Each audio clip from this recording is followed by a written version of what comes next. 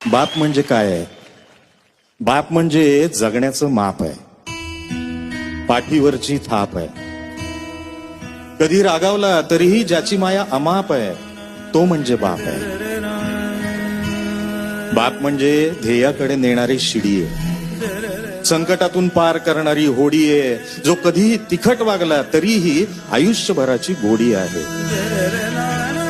बाप म्हणजे शिस्तबद्ध धाक आहे.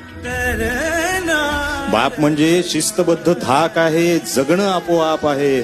आयुष्याच्या समुद्रात दीपस्तंभाची झाक आहे. तो म्हणजे बाप आहे. धन्यवाद.